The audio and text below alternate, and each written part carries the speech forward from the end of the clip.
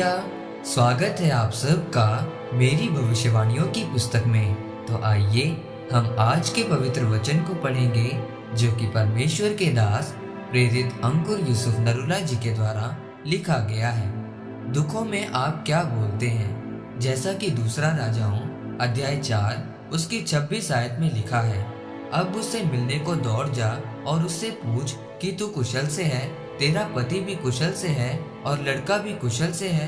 पूछने पर स्त्री ने उत्तर दिया, हाँ, सब कुछ कुशल से है। मेरे प्रियो, जब मसीह में आने के बाद परमेश्वर आपको परखे, आपके जीवन में नकारात्मक हालात पैदा हो जाएं, तब आपके दिल में क्या आता है और आप अपने मुंह से क्या बोलते हैं, ये निर्भर करता है कि आप कहाँ तक पहुँचेंगे और उसी पर आपकी आशीष, आपकी बड़ी गवाही निर्भर करती है। मेरे प्रियो, हम बाइबल में दूसरा राजाओं की किताब में उस सुनेमिन औरत के बारे में पढ़ते हैं कि उसने परमेश्वर के दास एलीशा के लिए अपने घर में उपरौठी कोठरी बनाकर दे दी थी और फिर परमेश्वर के दास ने उसे आशीष दी कि वसंत ऋतु में तेरा एक बेटा होगा। और जब वह लड़का बड़ा हुआ तो एक दिन वो मर गया।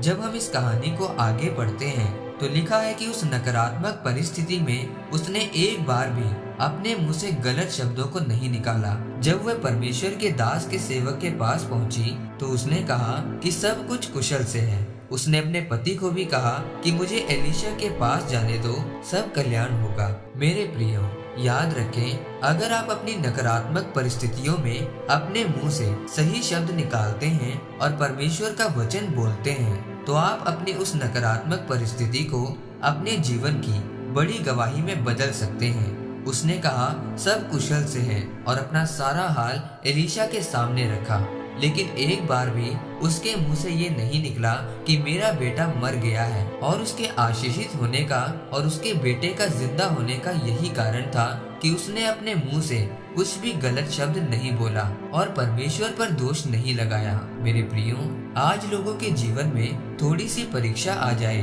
तो वो बोलने लगते हैं कि परमेश्वर तो मेरी सुनता ही नहीं है। थोड़ा सा दुख क्या आ जाए वो परमेश्वर से शिकायत करने लगते हैं और अगर परमेश्वर कुछ समय के लिए उनको आशीष ना दे तो वे कुड़कुड़ाकर प्रार्थना करनी छोड़ देते हैं।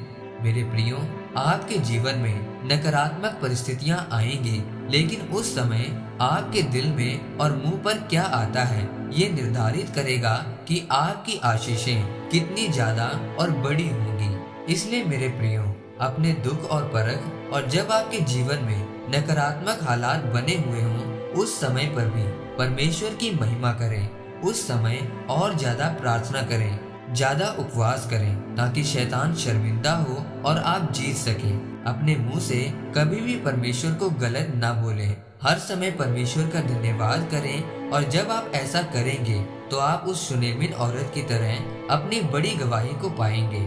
आमीन।